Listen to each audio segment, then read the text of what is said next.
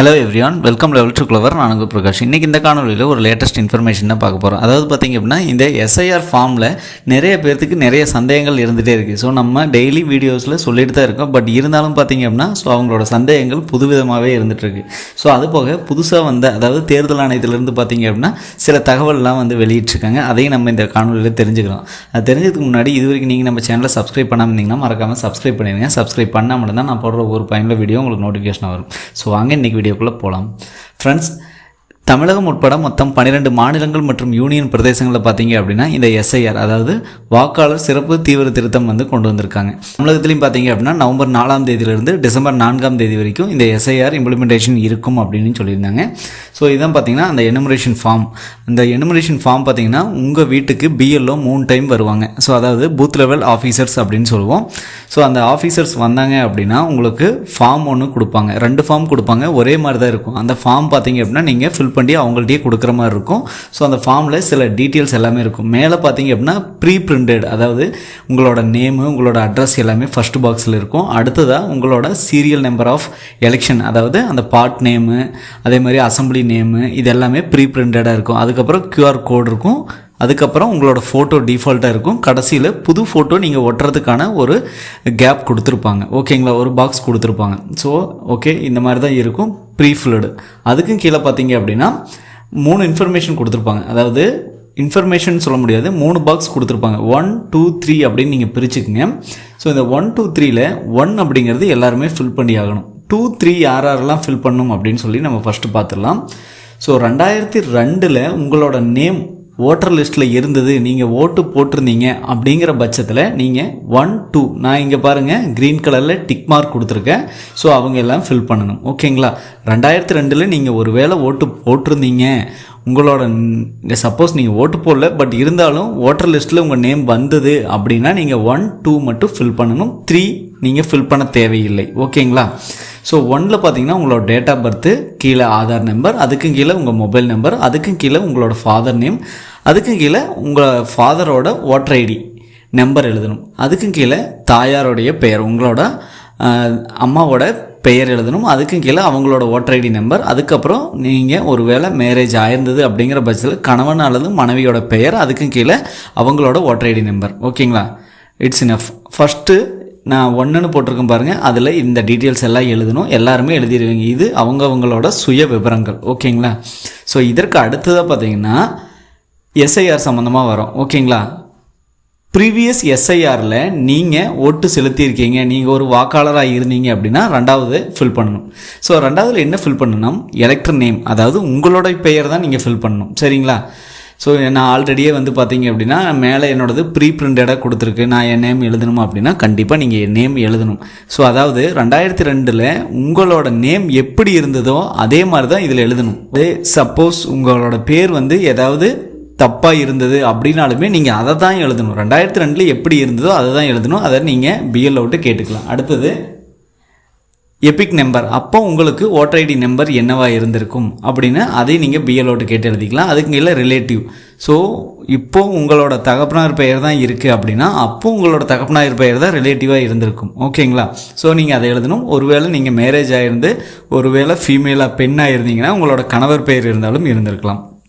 அதுக்கு கீழே ரிலேஷன், அவங்க தந்தையா அல்லது மகனா அந்த மாதிரி இருக்கும். அது போக பார்த்திங்கன்னா உங்கள் கணவரா அந்த மாதிரி நீங்கள் எழுதணும்.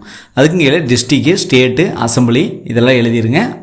ஸோ பிஎல்ஓட்டியே அந்த அசம்பிளி நம்பர் என்ன, பார்ட் நம்பர் என்ன, சீரியல் நம்பர் என்ன, இதெல்லாம் நீங்கள் கேட்டு எழுதிக்கலாம். ஒருவேளை இதெல்லாம் தெரியல அப்படிங்கிற பட்சத்தில் ஆன்லைன் மூலமாகவும் நான் உங்களுக்கு சொல்கிறேன் அது எப்படி அப்படின்னு. ஸோ வீடியோவோட எண்டிங்கில் பார்ப்போம். ஸோ 1, 2 முடிஞ்சு. ஓகேங்களா. 3 நீங்கள் ஃபில்லே பண்ணாதீங்க, கீழே ஒரு சைன் போட்டு கொடுக்கணும். ஓகேங்களா. அந்த சைன் இங்கே தான் நீங்கள் போடணும்.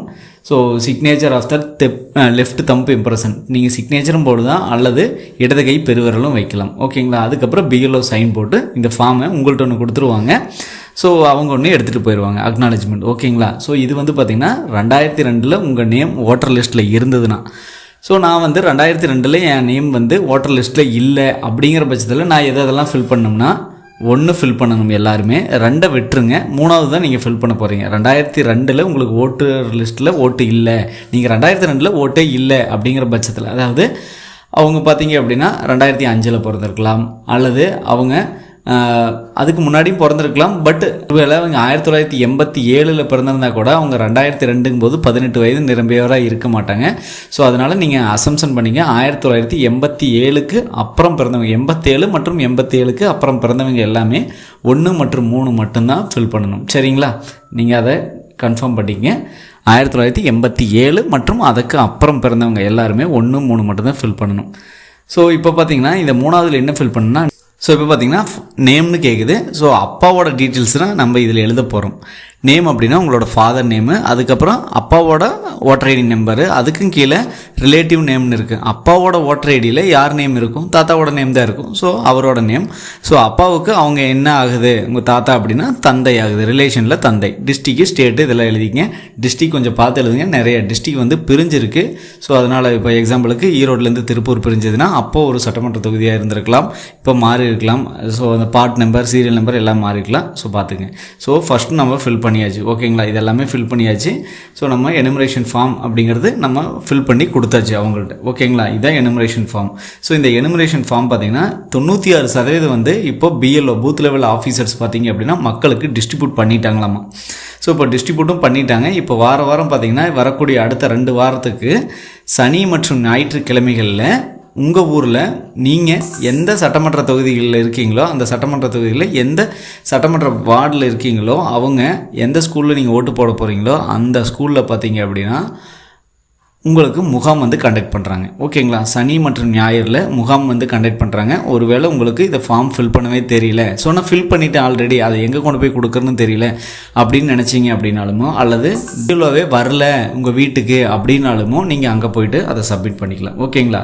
அடுத்ததான் பார்த்தீங்க அப்படின்னா நீங்கள் இந்த ஃபார்ம் எனுமரேஷன் ஃபார்மில் மிஸ்டேக் ஏதாவது பண்ணிட்டீங்க அப்படிங்கிற பட்சத்தில், அல்லது ஒரு வேளை கிழிஞ்சிருச்சு அப்படிங்கிற பட்சத்தில் அதுக்கு என்ன பண்ணோம்னா, ஒருவேளை நீங்கள் மிஸ்டேக் பண்ணியிருந்தீங்கன்னா ஒயிட்னர் வச்சுட்டு ஸோ அதுக்கு அப்புறம் நீங்கள் அதை காய விட்டுட்டு எழுதி மறுபடியும் கொடுத்துடலாம் அப்படின்னு சொல்கிறாங்க. ஓகேங்களா? அதனால் எந்த ஒரு பிரச்சனையும் இல்லை, நீங்கள் ஒயிட்னர் வச்சு அழிச்சிக்கலாம் அப்படிங்கிறாங்க. ஒருவேளை 2 ஃபார்முமே கிழிஞ்சு போச்சு அப்படின்னா அதுக்கு என்ன பண்ணுறது அப்படின்னா, ஸோ உங்களோட இஆர்ஓ அதாவது எலக்ட்ரல் ரெஜிஸ்டர் ஆஃபீஸர் இருப்பாங்க. ஸோ அவங்கள்ட்ட போயிட்டு ரீஜனல் ஆஃபீஸில் நீங்கள் வாங்கி உங்களோட சட்டமன்ற தொகுதி ஏதோ அந்த சட்டமன்ற தொகுதிக்கு ஹெட்டில் போயிட்டு நீங்கள் தேர்தல் ஆணையம் இருக்காங்க அவங்கள்ட்ட நீங்கள் இந்த ஃபார்மை வாங்கிக்கலாம், ஒரு செட்டு வாங்கிக்கலாம் அப்படிங்கிறாங்க. ஒருவேளை நீங்கள் இதெல்லாம் வாங்கினதுக்கு அப்புறம் ஏதாவது டாக்குமெண்டேஷன் உங்கள்கிட்ட கேட்குறாங்க அப்படின்னா நீங்கள் கொடுக்கக்கூடாது. ஆதார் கார்டோ அந்த மாதிரி ஏதாவது கேட்டாங்க அப்படின்னாலும் அதை கொடுக்கக்கூடாது அப்படிங்கிறாங்க.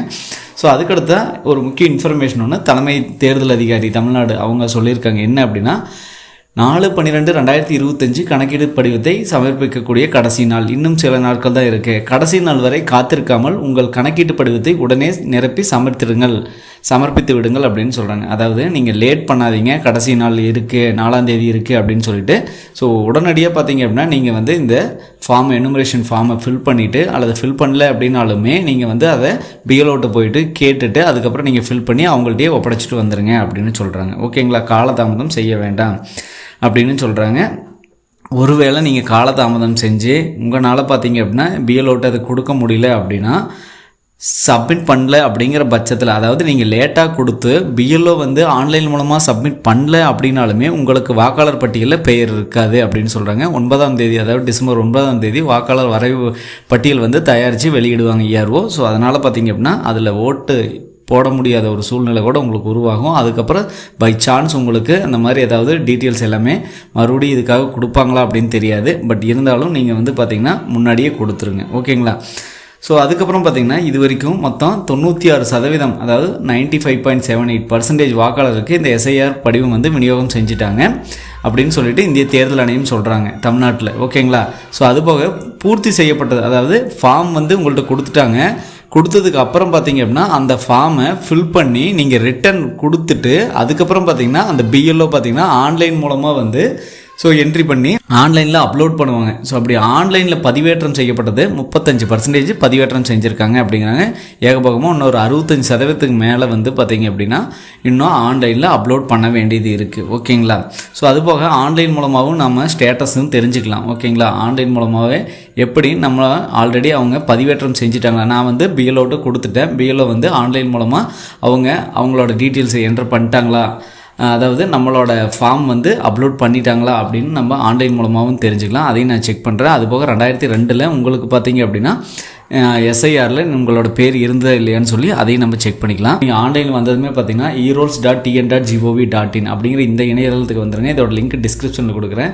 ஸோ இதில் பார்த்தீங்கன்னா உங்களோட டிஸ்ட்ரிக்கு நீங்கள் டிஸ்ட்ரிக் கொடுத்துருங்க. ஸோ அடுத்து எந்த அசம்பிளியோ அந்த அசம்பிளி கொடுத்துருங்க.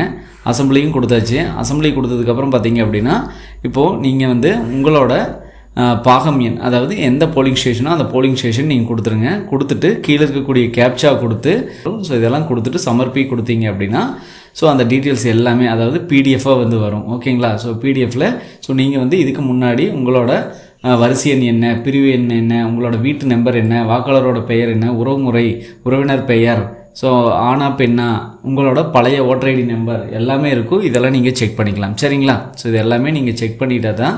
ஸோ இதுக்கு முன்னாடி நம்ம ஆல்ரெடி சொன்னோம் பார்த்தீங்க அப்படின்னா அதாவது உங்களுக்கு ஷுவருங்க assembly number, part number, serial number அப்படின்னு இருக்குல்ல, நீங்கள் அங்கே வந்து ஃபில் பண்ணுற மாதிரி இருக்கும். நான் இப்போ உங்களுக்கு ஒரு காப்பி காட்டியிருப்பேன். அந்த காப்பி மூலமாக பார்த்து நீங்கள் இதில் ஃபில் பண்ணுற மாதிரி இருக்கும். ஸோ இதுக்கப்புறம் ஆன்லைன் மூலமாகவும் நீங்கள் ஸ்டேட்டஸ் செக் பண்ணலாம். அது எப்படின்னு நம்ம பார்த்துடலாம். நீங்கள் ஓட்டர்ஸ் அப்படின்னு சொல்லிட்டு டைப் பண்ணுங்கள். ஃபஸ்ட் லிங்காக வரும் voters.ec.gov.in.